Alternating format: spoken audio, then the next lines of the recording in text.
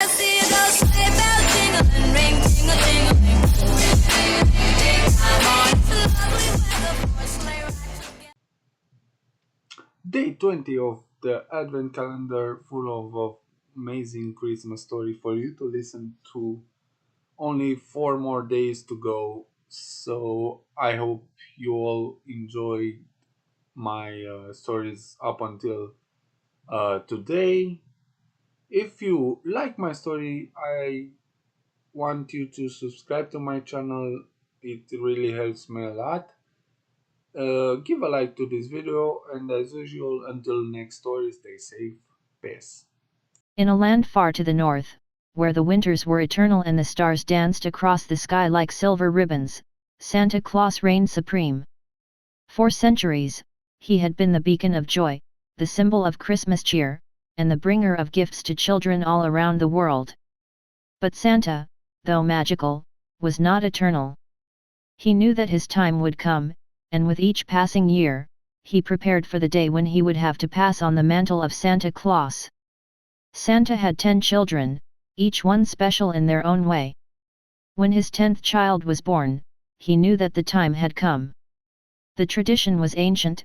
When the 10th child of Santa reached adulthood, a series of trials would determine who among them was worthy to take on the mantle. Only one could become the new Santa Claus. Dan, the 6th child, was not the strongest nor the oldest, but he was kind-hearted, clever, and possessed a deep love for Christmas. As the trials began, each of Santa's children faced tests of courage, wisdom, and compassion. They had to navigate the labyrinth of the frozen forest, where the trees whispered secrets and the wind carried the voices of Christmases past. They had to bake the perfect Christmas cookies, a task that required patience, love, and a dash of magic. And they had to bring joy to a village that had forgotten how to celebrate Christmas. Dan faced each trial with determination and humility.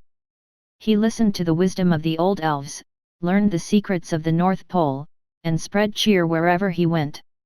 Slowly, as he passed each test, changes began to occur. His beard, once dark and trimmed, started to turn snowy white, even though he was still in his 40s. His frame grew fuller, a sign of the jolly figure he was destined to become. And he found himself increasingly drawn to sweets, particularly Christmas cookies and hot cocoa, which seemed to warm him from within.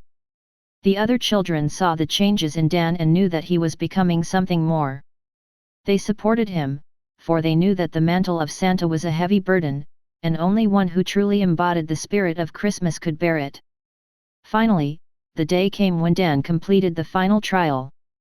He stood before the great Christmas tree, its branches heavy with ornaments of memories and dreams, and he placed the final star on top. As he did, the tree shone with a light so bright that it illuminated the entire North Pole. The old Santa, watching from a distance, smiled with pride. The time had come for the old Santa to step down.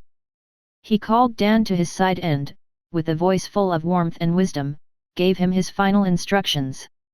"Remember, Dan," he said, "being Santa is not about the gifts or the magic. It's about the love you bring into the world. Let that guide you in all that you do." Then, with a final, hearty ho ho ho, the old Santa began to fade. His form dissolved into a sparkling light, like the twinkle of 1,000 stars, and then he was gone. But his spirit lived on in Dan, who was now fully transformed into the new Santa Claus. Dan, the 6th child, had proven himself worthy. He was ready to carry on the legacy, to bring joy to the world, and to ensure that the magic of Christmas would never fade. And as he took up the reins of the sleigh for the first time, he felt the weight of the responsibility, but also the joy of knowing that he was now Santa Claus. The world was in good hands, and Christmas would continue for generations to come.